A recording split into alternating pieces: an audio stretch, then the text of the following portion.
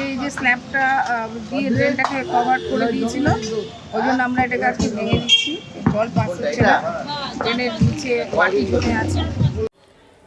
ভারী বৃষ্টিতে জল জমে শহরের বুকে পরিস্থিতি স্বাভাবিক করতে উদ্যোগী হলো শিলিগুড়ি পুর নিগম। শিলিগুড়ি বয়েজ হাই স্কুলের পাশেও দীনবন্ধু মঞ্চের সামনে দীর্ঘদিন ধরেই অল্প বৃষ্টিতেই জল জমে অসুবিধায় পড়তে হয় স্কুল পড়ুয়া থেকে শুরু করে সাধারণ পথচারীদের। প্রতিবারের মতন এবারও লাগাতার দুদিনের ভারী বৃষ্টিতে অনেকখানি জল জমেই ওই জল দিয়ে চলাফেরা করতে হচ্ছে পথচারীদের। অন্যদিকে বৃষ্টির মধ্যে যাতে নিকাশি ব্যবস্থা ঠিকঠাক রাখার পাশাপাশি আটকে পড়া জলগুলোকেও বার করে শহরকে স্বাভাবিক রাখতে উদ্যোগী হয়েছে। একাধিক উদ্যোগ গ্রহণ করেছে শিলিগুড়ি পুর নিগম।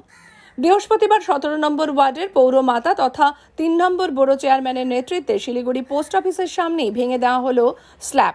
কার্যত অভিযোগ, ড্রেনের ওপর স্ল্যাব বসিয়ে পিচ থেকে ডাক দপ্তরের প্রবেশ পথ করাতে নিকাশি ব্যবস্থার অসুবিধায় পড়তে হচ্ছে পুরকর্মীদের। ফলে ড্রেনের মধ্যে নোংরা আবর্জনা জমা হওয়ার ফলেই জল জমছে শিলিগুড়ি বয়েজ হাই স্কুলের সংলগ্ন এলাকাতে।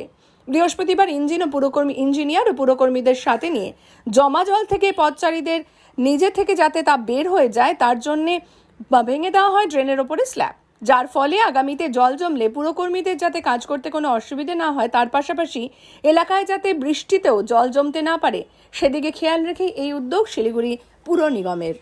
এই যে স্ল্যাবটা দিয়ে ড্রেনটাকে কভার করে দিয়েছিল, ওই জন্য আমরা এটাকে আজকে ভেঙে দিচ্ছি।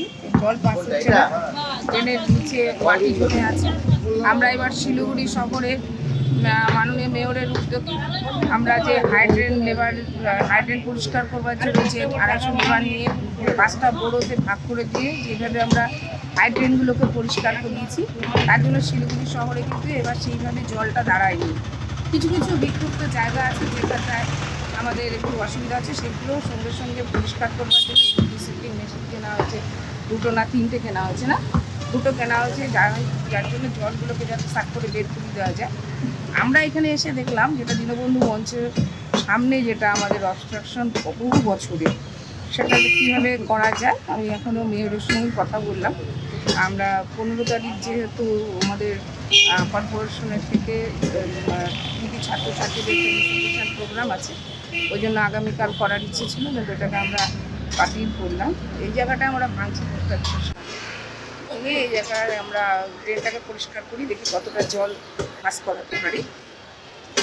আর ওরা আমাদের ড্রেনটাকে কভার করে দিয়েছে ভার্ডওয়াল করে, সেটা করতে পারে না। ওনাদের সাথে কথা হচ্ছে, ওনারা এগিয়ে পেয়েছে, ওরা স্ল্যাব বসিয়ে হলো।